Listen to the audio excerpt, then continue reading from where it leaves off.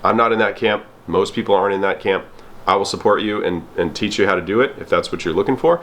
But for the majority of people, this intention is, all right, how do we get 90% of the benefits, make it easy to set up, make it so we can plug it into a traditional outlet and not have to do all this stuff and not have to spend, 20 grand.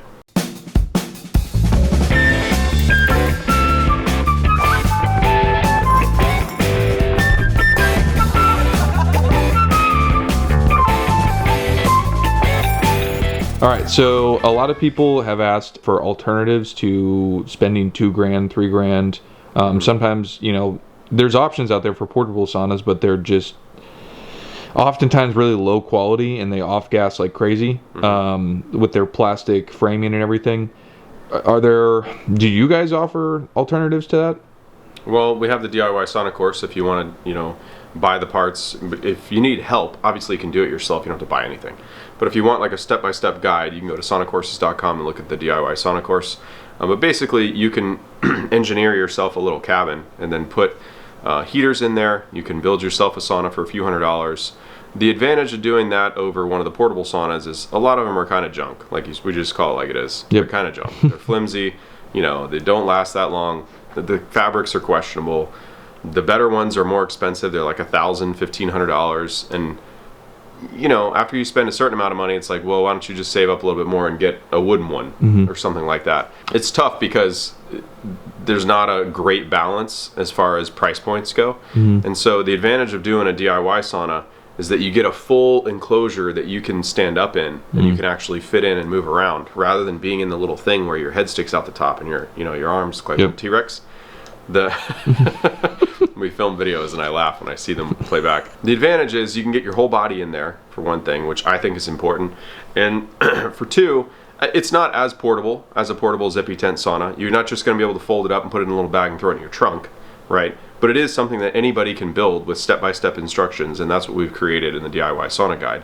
And again, you can find that at saunacourses.com. The advantage also of the DIY sauna is that you can control how much heat output it has.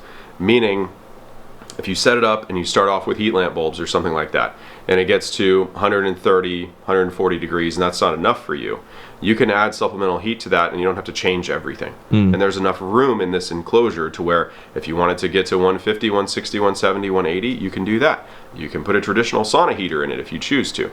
You have to be careful if you start, creating a lot of steam and things like that. You wouldn't want other electrical components that are potentially conductive in there to be running simultaneously.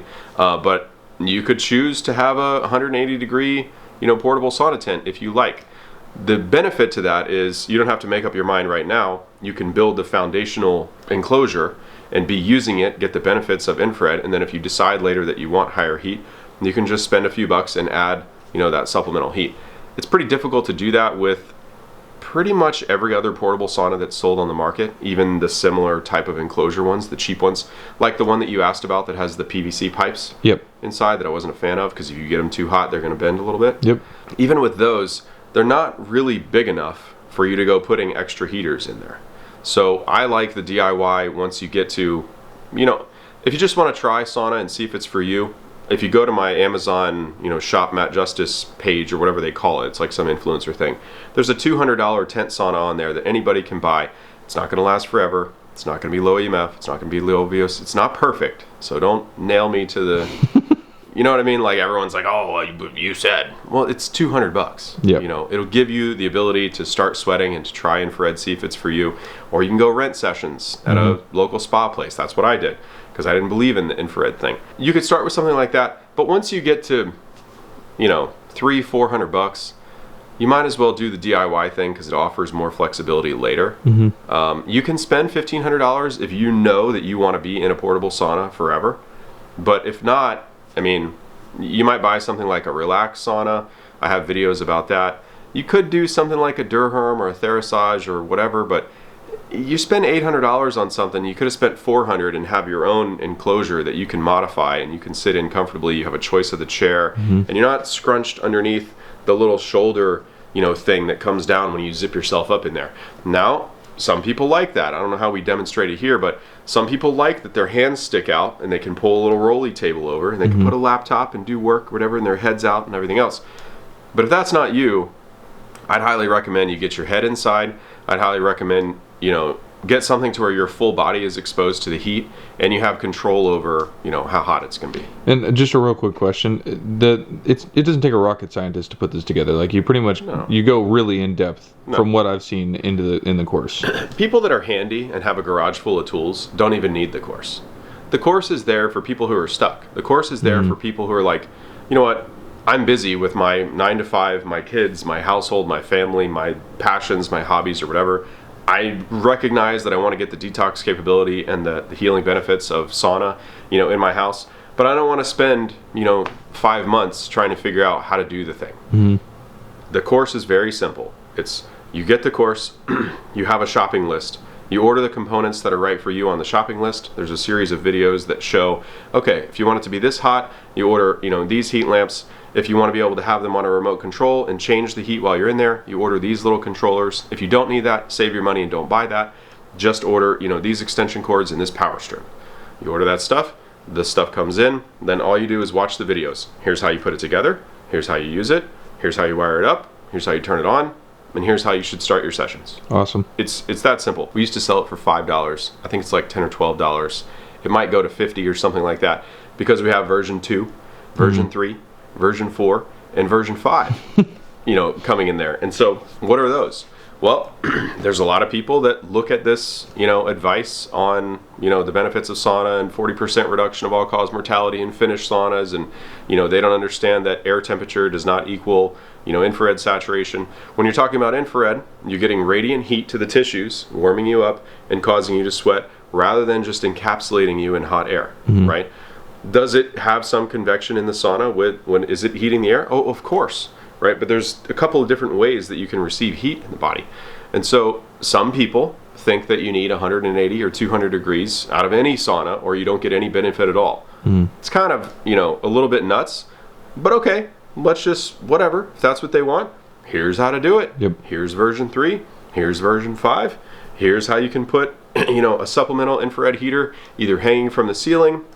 You could do a tower version that sits on the floor. You could add multiple variations of these, and it's going to drive you right out of there. It's so hot. I mean, we can't film like this. The reason that we're not in it is because the camera equipment doesn't do well. I don't do well. I can't talk like this, and you stick me in, 150 degree heat. I was 10 feet away and it was hot. Yeah. So, there's all that stuff, but I get it. Some people want that, so why not let's just give it to them all in one platform. And so there's going to be tons of options. I don't think that you really need that. Like, most people don't need it that hot. You're going to be sweating buckets, at 125, 130 degrees. And this is measuring an infrared version of it. If you're just talking about a steam sauna or a traditional sauna, or you're comparing it to a wood-fired sauna, you can actually get infrared from a wood-fired stove sauna, but it's going to take a long time. Why? Well, when you're in an infrared sauna, the infrared is instant. As soon as they turn it on, it's emitting infrared output, far infrared, hopefully, at least some mid. Near infrared and the lower bands of red light therapy don't heat you up, don't contribute to your sweat, by the way. When you have a wood-fired sauna stove, and that thing, the steel, once the steel has a chance to heat up, it will give off some infrared. So people that say, oh, traditional is better than infrared and da-da-da-da, after an hour of being in a traditional sauna, you're getting some infrared. However, for most of us on a busy schedule and not wanting to spend a ton of money, like, we're not going to run a 240 volt circuit and put in a ventilation system to put a traditional sauna in our house. We're just not. It would be $15,000, 18 grand. You got to have a contractor come in, do all this stuff, licensed electrician, everything's got to be up to code. Like, it can be a nightmare. For the people who want that and they're in their forever home and they have an unlimited budget, awesome. I'm not in that camp. Most people aren't in that camp. I will support you and teach you how to do it if that's what you're looking for. But for the majority of people, this intention is, all right, how do we get 90% of the benefits, make it easy to set up, make it so we can plug it into a traditional outlet and not have to do all this stuff and not have to spend, 20 grand. So if there's something that you like from today's video, or you're looking for more resources, at CertifiedSaunas.com on the homepage, there's recommended sauna resources. If you're looking for a brand, a size, a model, reviews, installation videos on how to put them together, we have step-by-step tutorials that show you how to receive a sauna, how to prep your house for it. We're trying to make it as easy as possible for you so you don't have to wade through 4 hours of YouTube video to find the exact thing that you're looking for. But A lot of times in these episodes, I'll mention sauna hats, sauna accessories, different types of electrolyte supplements.